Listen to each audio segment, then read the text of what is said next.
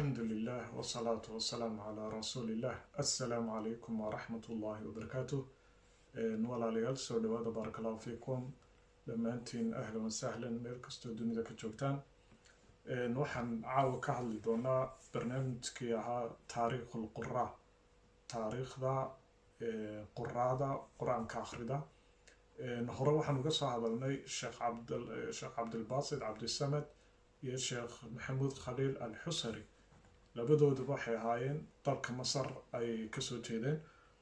caawa waxaan ka hadli doonaa sheekh ka soo jeeda dalka Sacuudiga ama Jasiiratul Arab aynu xaggaasaynu kici doonaa barnaamijkan taariikhul quraa waxaynu ku eegnaa kolba qaari ka mid ah quraada muslimiinta quraanka akhriya ee quraanka ku takhasusay taariikh nololeedkooda wax yar oo kooban oo minito dhowr mirar oo kooban ayaynu ku soo qaadanaynaa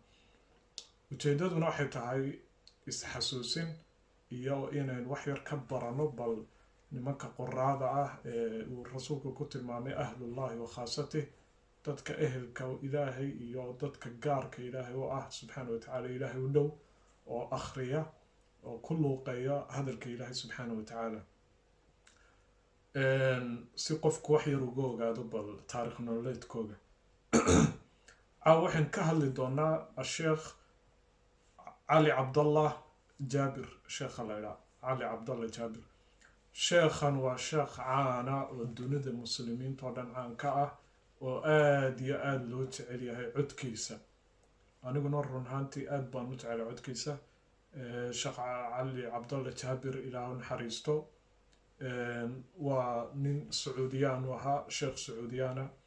wuxuu dhashay 1953 taariikhda islaamkana ku beegneed 1373 wuxuu ku geeriyooday 52 jir sanadkii 2005 ayuu geeriyooday ama 1426 taariikh geeriyooday 52 isagoo aad iyo aad loo jecel codkiisa oo la xiiseynayo ayuu geeriyooday sheekhan wuxuu ku soo caan baxay markii de xaramka looga dhigay iimaan ayuu aad u soo caan baxay codkiisa la maqalay aad loola yaabay codkiisa aad loo jecelaystay markaasuu soo caan baxay waxaanay ahayd taariikhda islaamka markaynu eegno 1400 ayaa loo magacaabay imaam ahaan marka nin amiiro aad ay iskugu fiican yihiin oo Khalid loo jiray Amir Khalid ninkaas oo magacaabay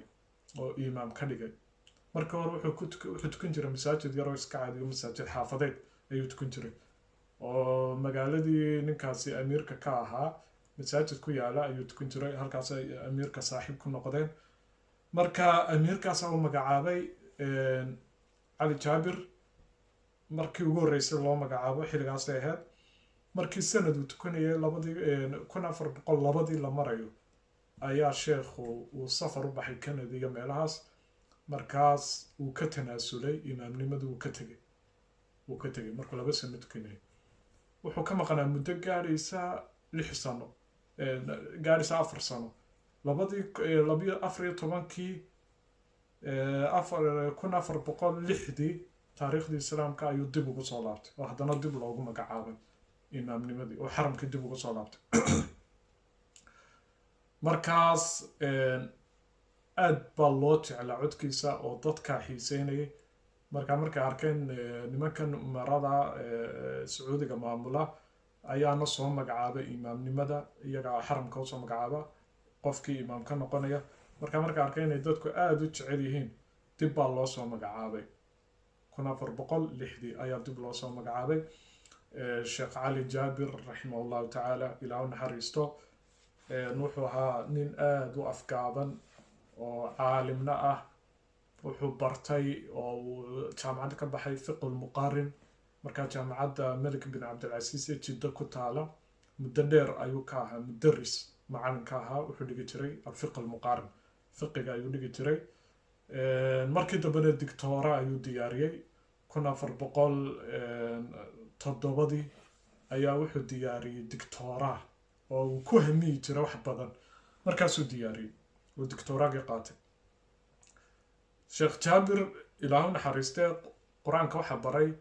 خليل القارن من لا يراهدو شيخ لا يراهدو oo lagu tilmaamo sheekh alquraa ama sheekh almuqariin fi sacuudiya ninkii aasaasay baa la odhan karaa quraada casriga ee sacuudiga ninkii aasaasay baa ninkaas. marka ninkaasi nin bakistan ka yimi weeyey 2018 buu geeriyooday 2 sano ka hor. markaa nin weyn oo qaariyo weeye caalima oo isaga iyo sheekh maxamed ayuub labadaba isagaa wax soo baray oo macalinkoodu weeye sheekh khaliil alqaari nin la yidhaahdo oo bakistani asalkiisu ah. sheekh cali jaabir ilaahu naxariistee isaga waxaa arday u ahaa sheekh cabdalla basfar iyo naasir alqutaami iyo baali cuthmaan nin la yidhaahdo baa cuthmaan oo ku dayda oo codkooga aada u jecel ayaa iyaguna ku ta'asuray oo uu raadeeyey. sheekh jaabir waxaa dhacday markii uu ka tegey 1409 uu iskaga tegey imaamnimadii waa markii ugu dambeysay uu ka tago. wuxuu tukan jiray masaajidada jiddo ku yaala ayaa lagu soo casuumi jiray mararka qaar oo taraawiixaad tukan jiray laakiin imaam rasmiya muu noqon kabacdi faruu ka qaaday. markaa muddo yar ayuu xaramka tukanayay laakiin muddada ayuu xaramka tukanayay wuxuu noqday sheekh caana oo caalimo adduunka o dhan laga yaqaano. masaaxifna wuu duubay masxaf kaamila buu leeyahay uu duubay alban dhammaystiran ayuu leeyahay. sheekh cali jaabir waxaa ku dhacay xanuun markaa xanuunkaasaa muddo dheer hayay muddo aada u dheer hayay. qalliin baa lagu sameeyey oo baruurta lagaga ridayo waayo wuxuu ahaa nin aada u buuran markaa faad badan ayaa jirkiisa galay. aakhirkii uu geeriyooday markii la qalay qalinka lagu sameeyey baruurta lagaga ridayo waxa uu ku sameeyey qalinkaasi dhibaatooyin badan markaa muddo dheer buu sariirta yaalay uu xanuunsanayay. markii dambe waqtigiisii gaadhay 2005 ayuu geeriyooday ilaahay naxariisto. wuxuu ahaa sheekh aada iyo aada u cod macaan oo ilaahay cod siiyey oo tajwiidkana aada ugu fiican buu ahaa. aada iyo aadna codkiisa waa loo jecelya adduunka dad badan ayaa jecel oo ku dayda oo codkiisa iska raadiya. insha allahu tacaala bal waxaynu dib isku xasuusin doonaa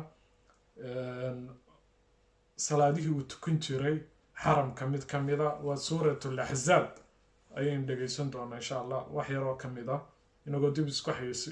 xasuusinayno codkiisa insha allah tacaala. yaa ayuha nabiyu qul liazwaajika in kuntunna turidna alxayaata addunya waziinataha فتعالين أمتعكن وأسرحكن سراحا جميلا وإن كنتن تردن الله ورسوله والدار الآخرة فإن الله أعد للمحسنات منكن أجرا عظيما. يا نساء النبي من يأت منكن بفاحشة مبينة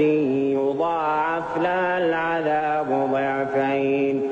وكان ذلك على الله يسيرا. ومن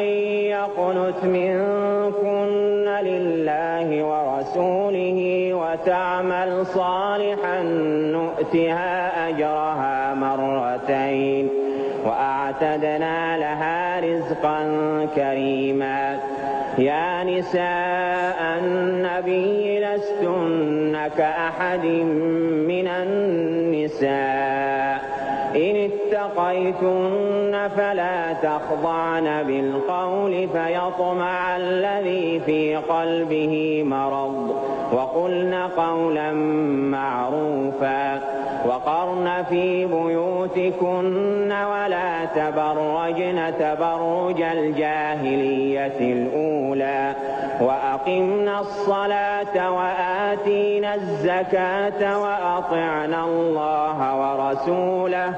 إنما يريد الله ليذهب عنكم الرجس أهل البيت ويطهركم تطهيرا. واذكرن ما يتلى في بيوتكن من صدق الله العظيم. intaasay ku koobneed waxay ahayd isxasuusin waa qiraa'aadkii ugu cajiibka badnaa ee ugu codka tolmoonaa uu ka akhriyay xaramka markii uu ka ahaa imaamka salaadaha taraawiixda. intaynu ku kulmi doono barnaamij kale oo ku saabsan taariikhul qoraa iyo qaari kale oo cusub insha allahu tacaala waxaan idinkaga tegayaa sidaas iyo nabadgelyo. wassalaamu calaykum waraxmatullah.